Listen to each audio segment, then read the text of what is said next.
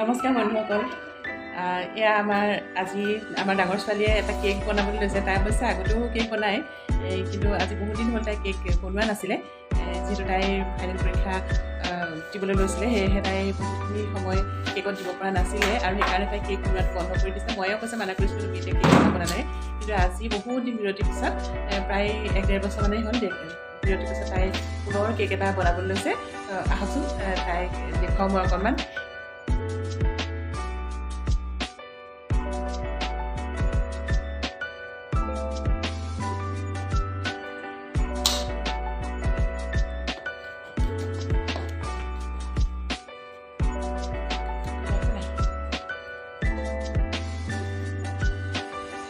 তাই খুব সৰুতেই কেক বনাবলৈ শিকিছিলে।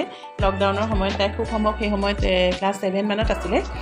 যিগৰাকীৰ ওচৰত তত্বাৱধানত তাই কেক শিকিছিলে, সুজাতা পি শইকীয়া নামৰ এগৰাকী মহিলাৰ ওচৰত শিকিছিলে। তাই খুব সুন্দৰকৈ শিকাইছিলে আৰু কোৱা শুনা মতে তেওঁৰ ওচৰত চবতকৈ সৰু ষ্টুডেণ্ট হিচাপে তেওঁ যিমানখিনি মানুহক আজিলৈকে কেক শিকাইছে, সেই সকলোখিনিৰ ভিতৰতে মোৰ ছোৱালী দৃষ্টি পাপৰি তাইয়েই খুব সৰু আছিলে সেই সময়ত বয়সত, আৰু খুব আৱেগিক হৈ গৈছিলে সুজাতা মেমে, কাৰণ ইমান সৰু ছোৱালী এজনী ইমান আগ্ৰহী হৈছিলে যে কেক বনাবলৈ আৰু খুব সুন্দৰকৈ শিকাই দিছিলে। আৰু তেতিয়াৰ পৰাই তাই কেক বনাবলৈ আৰম্ভ কৰিছিলে। অৱশ্যে তাই এনেকুৱা ৰন্ধা বঢ়া কুকিঙৰ হেৰিয়াত খুব চখ আছে আৰু সেইটো কাৰণে খুব সোনকালে সহজতে বস্তুখিনি বনাবলৈ শিকি যায়।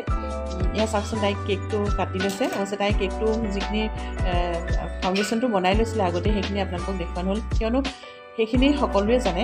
কেক এটা কেনেকৈ বনাব লাগে সকলোৱে জানে, সেয়েহে সেইখিনি কেক কেনেধৰণে বনোৱা হ'ল দেখুওৱা নাই। মাত্ৰ কেক যিখিনি আমাৰ জন্মদিন বা এনেকুৱা এনিভাৰ্চাৰীৰ কাৰণে ক্ৰীম লগাই কেক বনায়, সেইখিনিহে তাই দেখুৱাবলৈ গৈছে। চাওকচোন কেনেধৰণে কৰি লৈছে, আৰু বহুতখিনি বস্তু গোটাই লৈছে তাই। এয়া কৰি গৈছে তাই, চাওকচোন কেনেধৰণে কৰি আছে তাই।